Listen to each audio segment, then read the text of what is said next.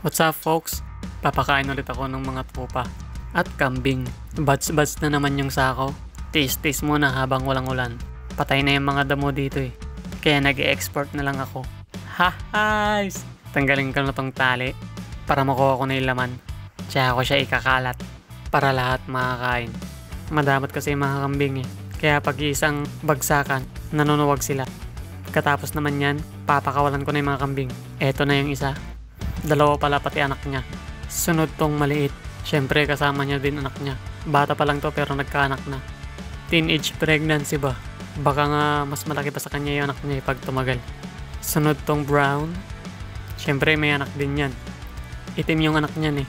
Kaso hindi makita dito sa video. Sunod yung bowler. Mahal bili dyan. Syempre kasama niya din yung isang maliit na kambing. Buntis ata. Hindi pa ako sure. Syempre hindi mawawala yung bulog. So andyan na siya. Gigilid na lang silang lahat. Nanunuwag kasi yan eh. Siya yung hari. Ng batas pala. Hindi nila kayang palagan yan eh. Medyo galit siya. Sinuwag niya yung sako. Gutom na siguro. Syempre nandyan din ako. Tatanggalin ko na lahat ang laman ng sako. Para may kalat ko na. At nang makakain ng lahat. Medyo naiipit yung boses ko ah. Nasobra na ata sa pagbivape. Pinas forward ko na pala para mabilis. Yan, kakalat ko lang yan. Siyempre, kukuha din ako ng tubig. Pang sundot ba? Baka kasi mabulunan sila. Tingnan nyo, uhaw na ho sila. Ang tagal umiinom ng bowler. Uubusin niya naman ata lahat. Ang end kasi ng panahon. Lumalapit sa akin tong puti. Nakatali pa pala. Kaya tatanggalin ko yung wayway niya. Hindi ko alam Tagalog dun eh. Kung di nyo naiintindihan, hayaan mo na lang. Ha-hays! Ayan, natanggal ko na. Makakalaya na rin siya. Hindi rin kasi may iwasan yung pagkabol-bol nila. Kasi magkakadikit nga sila at ikot pa sila ng ikot. Kaya habang maaga pa, hapon na pala, tatanggalin ko na yung buhol. Mahirap na baka humigpit pa. Prevention is better than cure, eka nga.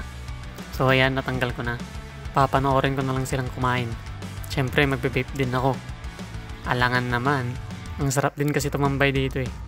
Sariwa yung hangin. Malangaw nga lang. Patalastas muna.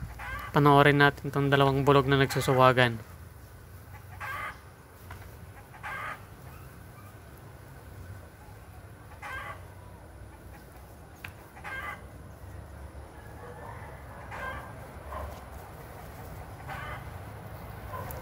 Ayan, umayaw na yung tupa. Sumakit siguro ulo niyan. Ang lakas ng tunog no. Tunog ng manok na nangingitlog. Ha-hays! Hindi pa rin sila tumigil. Bumuelo ulit yung tupa eh. Kaya tamang nod lang ako. Bahala sila dyan. At bumuelo nga ulit yung tupa.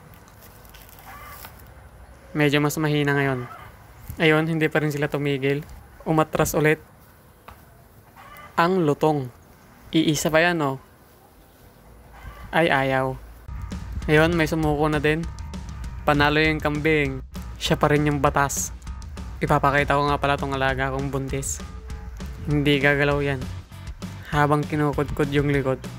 Basta pag kinukudkod ko yung likod na ito, hindi gumagalaw eh. Nasasarapan kaya siya. Tingnan niya naman. Stay put lang siya. Kambing hindi galaw. Ang laki talaga ng tiyan nito. Ito lang yung kambing na hindi pumapayat. Pag umaga, payat na yung mga tiyan ng mga kambing eh. Pero sa kanya, malaki pa rin. Ninto ko na yung pangangamot para makakain naman.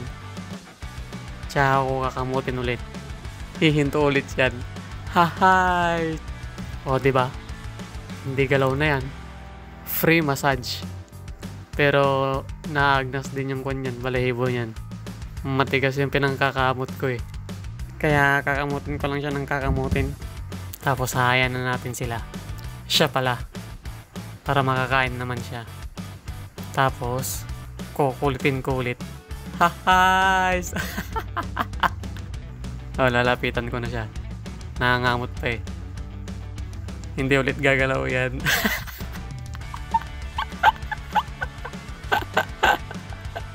Hindi ko ba alam kung bakit hindi gumagalaw pag kinakamot.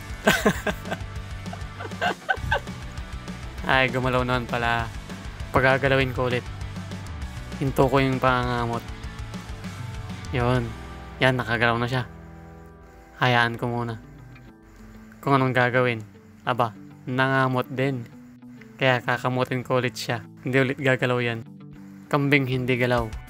Nakakangawit lang din mangamot. Nakakatawa lang kasi pag kinamot mo talaga siya, hindi siya gagalaw. So, yun lang. Salamat sa mga nanood. Medyo natawa din ako dun Siya yan Yan. Yan yun. So, next time ulit. Good game, meh.